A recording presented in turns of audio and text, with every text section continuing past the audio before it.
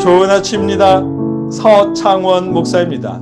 오늘도 맡겨주신 삶에 감사하며 열심히 살아가는 복된 날이길 축복합니다. 오늘 이 아침에 우리가 함께 읽고 나누려는 하나님의 말씀은 마태복음 20장 20절로 23절까지의 말씀입니다. 제가 읽어드리겠습니다. 그때에 세베대의 아들의 어머니가 그 아들들을 데리고 예수께 와서 절하며 무엇을 구하니 예수께서 이르시되 무엇을 원하느냐 이르되 나의 이 두 아들을 주의 나라에서 하나는 주의 우편에 하나는 주의 좌편에 앉게 명하소서. 예수께서 대답하여 이르시되 너희는 너희가 구하는 것을 알지 못하는도다. 내가 마시려는 잔을 너희가 마실 수 있느냐? 그들이 말하되 할 수 있나이다.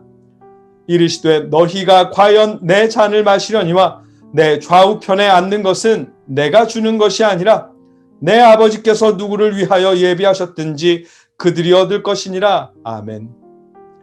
오늘 본문은 여전히 높은 자리를 요구하는 제자들에게 그들이 요구하기 전에 그들이 해야 할 것이 무엇인지를 알게 하십니다. 하나님의 하실 일과 제자들의 일을 구분해서 말씀해 주십니다. 우리가 해야 할 일을 가르쳐 주십니다. 말씀을 자세히 살펴보겠습니다. 오늘 본문은 세베대의 아들의 어머니가 두 아들과 함께 예수님 앞에 절하는 모습으로 시작합니다. 그때에 세베대의 아들의 어머니가 그 아들들을 데리고 예수께 와서 절하며 무엇을 구하니? 아멘.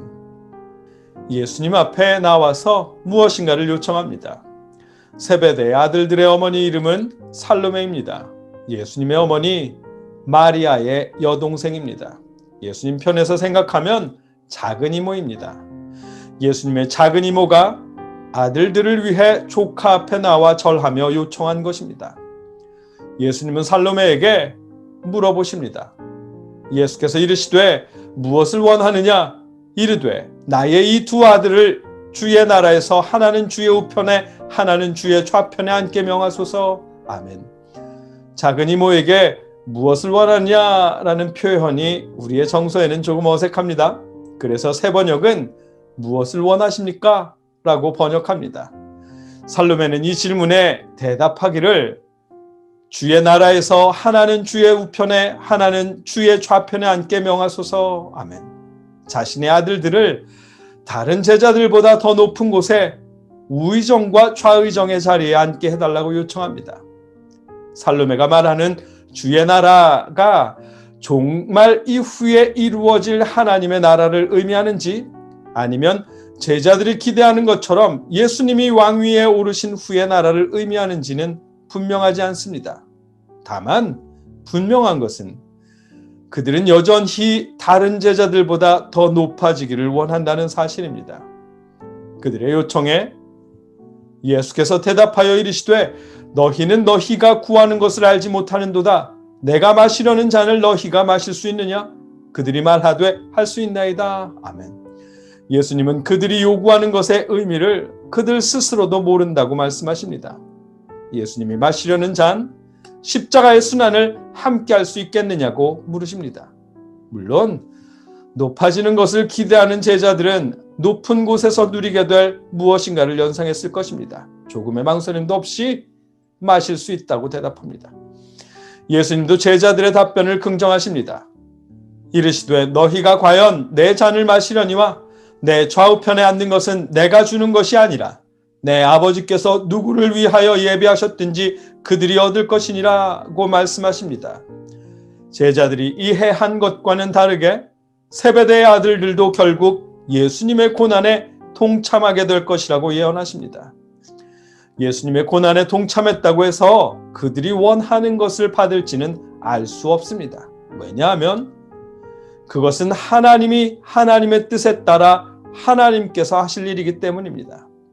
예수님의 잔을 나눠 마시는 것이 제자들이 해야 할 일이고 그들이 원하는 것을 받는 일은 하나님의 뜻에 따라 하나님께 하실 일이라고 말씀하십니다. 제자들이 해야 할 일과 하나님이 하실 일에 대해서 구분해서 말씀해 주십니다. 말씀을 간단히 정리하면 이렇습니다. 오늘 본문은 예수님께 자신의 아들들을 더 높은 자리에 앉혀달라는 세베대의 아들들의 어머니의 요청과 그에 대한 예수님의 답변입니다. 제자들이 해야 할 일은 예수님이 가시는 길에 동참하는 것이고, 제자들이 요구하는 것은 하나님의 뜻에 따라 하나님이 하실 일이라고 말씀해 주십니다. 하나님의 하실 일에 집중하는 대신 제자들이 해야 할 일에 집중하도록 말씀해 주십니다. 이 말씀은 이 시대를 살아가는 우리에게도 마찬가지입니다. 우리가 집중해야 할 일은 주님의 제자로 살아가는 일입니다. 하나님이 허락하신 직업 속에서 주님의 제자로 바르고 정직하게 열심히 사는 것이 우리가 할 일입니다.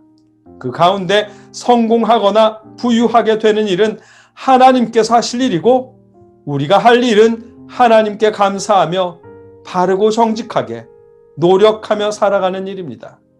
성공하지 못할까, 부자 되지 못할까 불안해하는 대신에 맡겨진 삶에 감사하며 바르고 정직하게 노력하며 살아가는 삶이 우리가 해야 할 일입니다.